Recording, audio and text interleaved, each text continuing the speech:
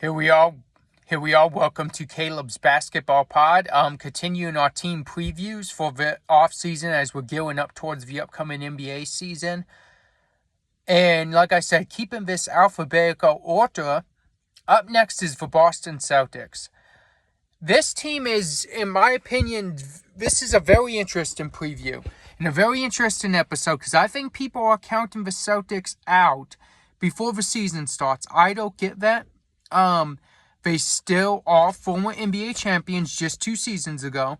They still have a lot of their key players from the championship team. Yes, they're without Porzingis, they're without Drew Holiday.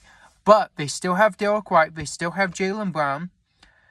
They have Tatum that will be coming back from injury. We don't know what's going on with Al Horford. We don't know if he's going to retire or if he'll be there. Let's run down some of their key players on the roster right now.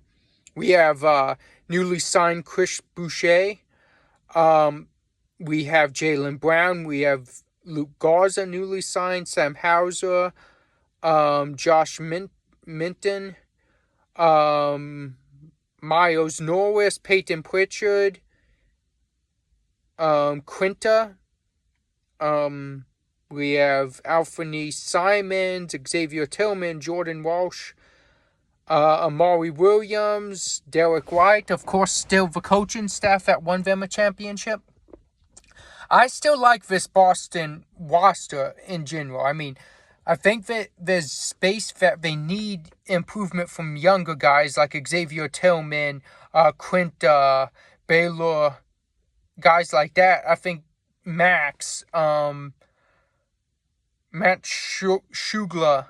I think guys like that can step up. R.J. Lewis Jr., Norris, Minnan. Guys like that. Luke Garza, most definitely someone I think can step up. Chris Boucher is he had really good games in Toronto last season. I'm not counting out this Boston roster. I still like the structure of the team. We know they're going to get a lot of threes up. That means they can outscore anyone. It's going to be interesting to see without Jason Tatum how Jaylen Brown as our number one guy in Boston, how he looks and how he does. But don't be surprised if Boston ends the season at like a 6th or 7th seed and they give a top seed out east a run for their money. I'm not saying win in the playoffs, but what if they make it as, like, say, anywhere from 6th to 8th seed, and then they're taking on a top team in the East with a healthy Jason Tatum that hasn't played all season. That could give a run for the money or possibly win. They may even match up with someone like Atlanta or Orlando with a healthy Tatum. And we've seen them kind of own those series, especially in the playoffs in recent years, beating Atlanta 2 years ago, beating the Magic last season. I believe in this Celtics team, maybe more than I actually should. But, I'm just saying, like, Jaylen Brown has a shot to, he's a former Eastern Conference Finals MVP, former NBA Finals MVP. Now he has a shot to spread his wings, so to speak, get away from Jason Tatum and show he can fly. I think that's going to be big for Boston because even when you get Tatum back, and maybe this year does turn out to be a wash, now Jaylen Brown can take a lot more of that pressure away from Tatum and all the pressure to have to be on Tatum. And then you have 2 guys that know how to lead a team, know how to be the guy, know how to be the top scorer. I think this is going to be great for the development of a former Finals MVP, Conference Finals MVP. It's going to be great for his development. He doesn't have Tatum to fall back on. He has to be the guy. We know how good Derek White is. I talk about him a lot. I think their biggest issue is going to be finding their bigs. Finding who is their 5 and their 4. I think that's a big step for Boston right now because we don't know who they are. They lost Kristaps Porzingis, and they're more than likely going to not get Al Horford back. So we're looking at Tillman, looking at possibly Luke Garza. They lost Luke Cornett, which may not be a huge deal, but he was still a part he was still a big part of their roster. He was a backup big. If they would have kept him, he probably would have been the starting big. Now we're looking at probably Xavier Tillman. We've heard rumors of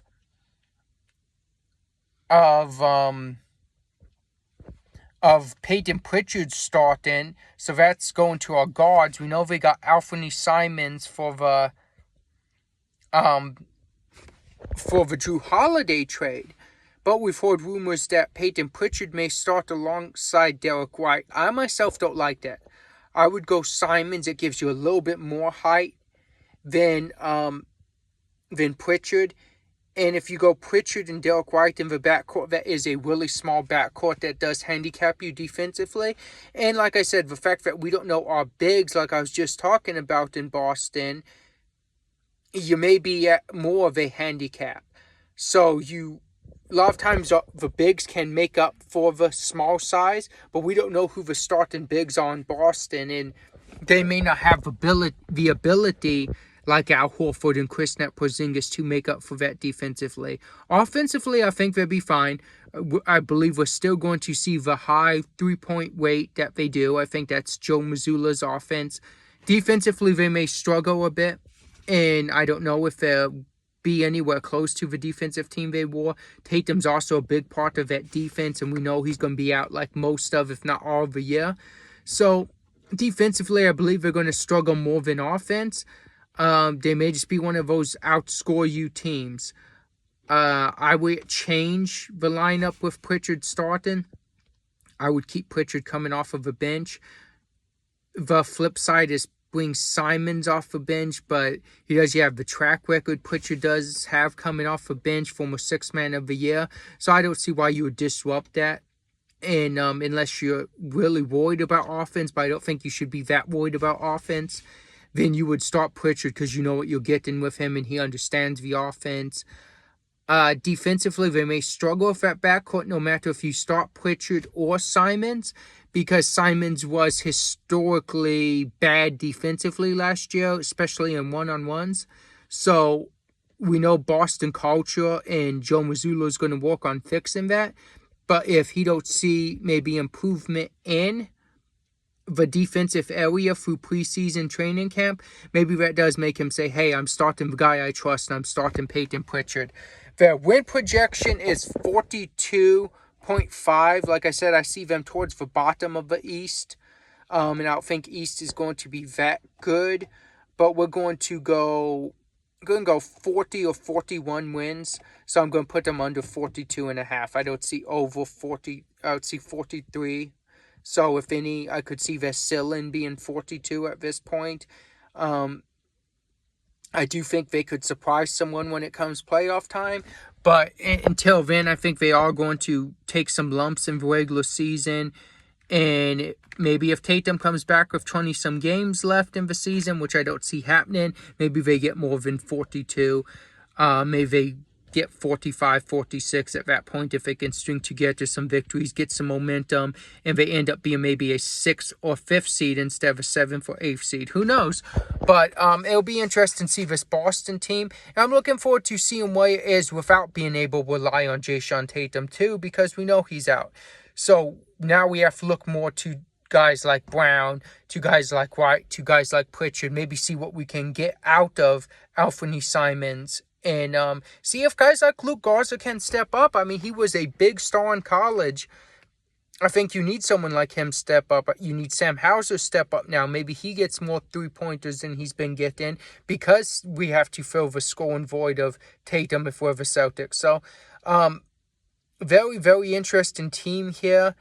But we're going under 42.5. We're going at like 40 or 41, I want to say.